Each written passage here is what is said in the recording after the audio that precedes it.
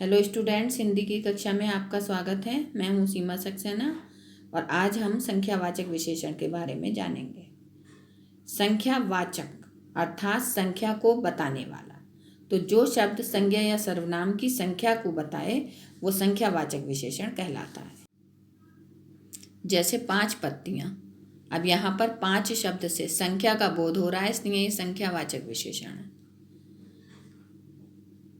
दूसरा उदाहरण है 1 फूल। यहाँ 1 शब्द से संख्या का बोध हो रहा है, वो संख्या बता रहा है, इसलिए यह संख्यावाचक विशेषण है। तीसरा उदाहरण है अनेक तारे। अब अनेक शब्द से संख्या निश्चित नहीं हो पा रही है, लेकिन तारों को हम गिन सकते हैं, वो गणनीय हैं, इसलिए यह संख्यावाचक विशेषण कहलाएगा। तो आइए अब हम विशेषण के भेदों के बारे में जानते हैं। संख्यावाचक विशेषण के 2 भेद हैं, निश्चित संख्यावाचक और अनिश्चित संख्यावाचक। पहले नंबर पे आता है निश्चित संख्यावाचक विशेषण। संज्ञा या सर्वनाम की निश्चित संख्या का बोध कराने वाला निश्चित संख्यावाचक विशेषण कहलाता है। जैसे 4 आदमी, 10 दिन, 100 लोग, हजारों साल, लाखों रुपए, सैकड़ों साल। इन सभी से हमें निश्चित संख्या का बोध हो रहा है, इसलिए यह निश्चित संख्यावाचक विशेषण है। निश्चित संख्यावाचक विशेषण के 6 भेद हैं। नंबर 1 अंकबोधक, नंबर 2 क्रमबोधक, नंबर 3 आवृत्ति बोधक, नंबर 4 समुदाय बोधक, नंबर 5 समुच्चय बोधक और नंबर 6 प्रत्येक बोधक। पहले नंबर पे आता है अंकबोधक संख्यावाचक विशेषण। अंकबोधक अर्थात जो अंक या गिनती का बोध कराए। जैसे 1, 3, आधा, चौथाई, 5.5। इन सभी से हमें संख्या का बोध हो रहा है, गिनती का बोध हो रहा है, इसलिए यह अंकबोधक संख्यावाचक विशेषण है।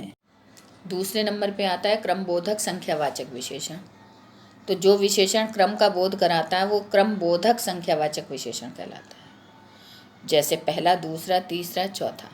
इन सभी शब्दों से हमें क्रम के बारे में पता चल रहा है, इसलिए क्रमबोधक संख्यावाचक विशेषण। तीसरे नंबर पे है आवृत्ति बोधक संख्यावाचक विशेषण। तो जिन विशेषणों से गुणन संख्याओं का बोध होता है वो आवृत्ति बोधक संख्यावाचक विशेषण कहलाते हैं। जैसे दुगना, चौगुना, इकहरा, दोहरा, तिहरा। इन सभी संख्याओं से हमें गुणनखंड का बोध हो रहा है। चौथे नंबर पे है समुदाय बोधक संख्यावाचक विशेषण। जो समूह का बोध कराए वो समुदाय बोधक संख्यावाचक विशेषण कहलाता है। जैसे दोनों, तीनों, चारों, सबके सब, आठों के आठों। ये सभी समूह का बोध करा रहे हैं। 5वें नंबर पे है समुच्चय बोधक संख्यावाचक विशेषण। समुच्चय का मतलब है एक जैसी वस्तुओं का संग्रह। तो जो एक जैसी वस्तुओं के संग्रह का बोध कराए वो कहलाता है समुच्चय बोधक संख्यावाचक विशेषण। जैसे दर्जन, युग्म, जोड़ा, पच्चीसी, सैकड़ा, शतक आदि। अब 6ठे नंबर पे आता है प्रत्येक बोधक संख्यावाचक विशेषण।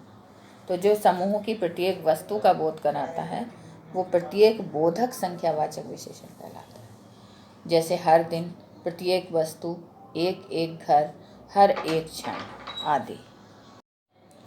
अब संख्यावाचक विशेषण का दूसरा भेद है अनिश्चित संख्यावाचक विशेषण। जैसा नाम से ही पता चल रहा है कि जहाँ पर संख्या निश्चित ना हो वो अनिश्चित संख्यावाचक विशेषण होता है।